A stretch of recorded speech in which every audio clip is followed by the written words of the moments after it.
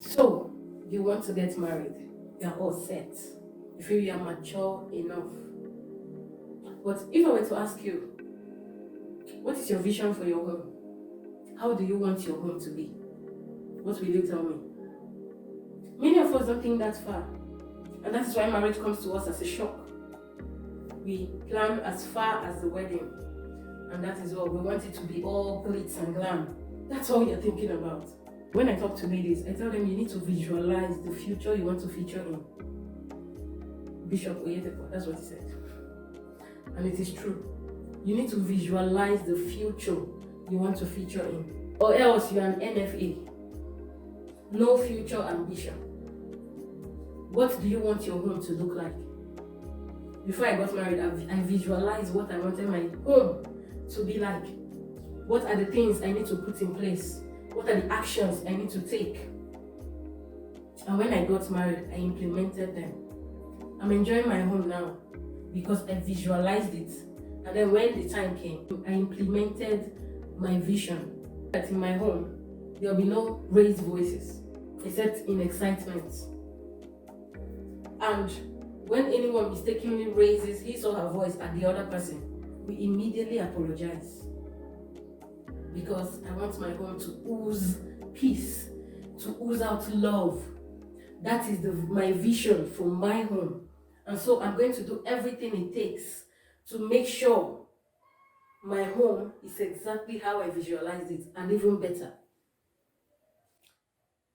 We do not disrespect each other in this house, no matter what. Because I've learned that words are not forgotten.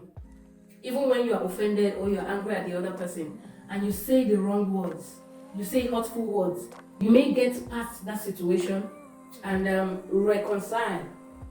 But the words you have spoken will never be forgotten. And sometime in future, if the person is not the forgiving type and they harbor the words that you speak, sometime in future, the hurt will grow to such a level that they cannot bear it anymore and they will just have to leave. Or else being in that marriage will be miserable for both of you. So that is one thing I implemented in my home. No matter how angry we are, we don't speak hurtful words. We speak clearly to each other. Tell me how I hurt you without insulting me. I will tell you how you hurt me without insulting you. We don't use words even such as stupid to describe things in this house. Talk more of each other. When we are watching television and maybe a movie and somebody did, an action that is really stupid, we are not even allowed to say, "Oh, how can you be so stupid?"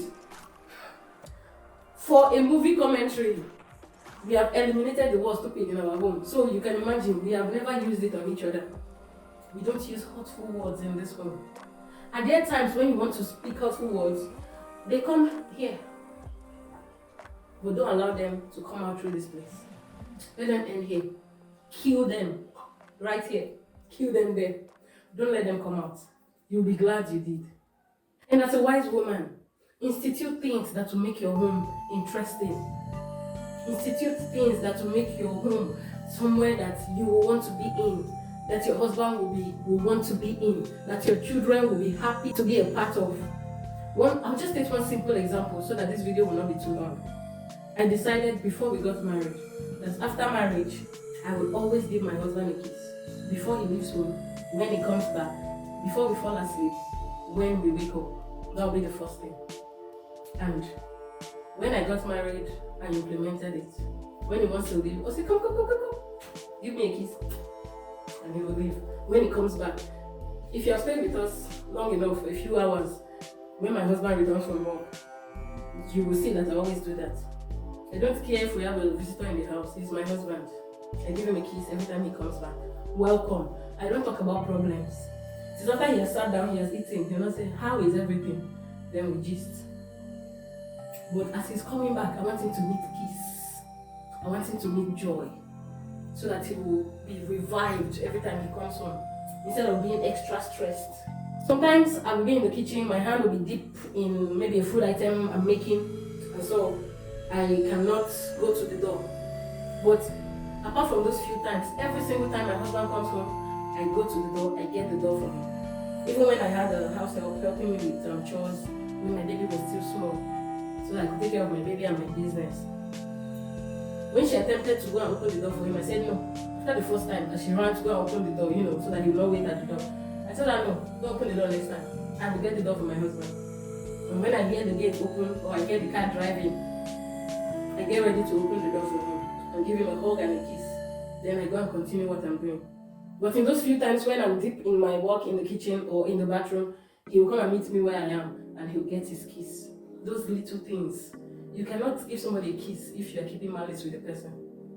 So it has tremendous effect in our relationship. Positive effect. You cannot walk away angry at somebody when you need to give the person a kiss before you leave. It's not possible.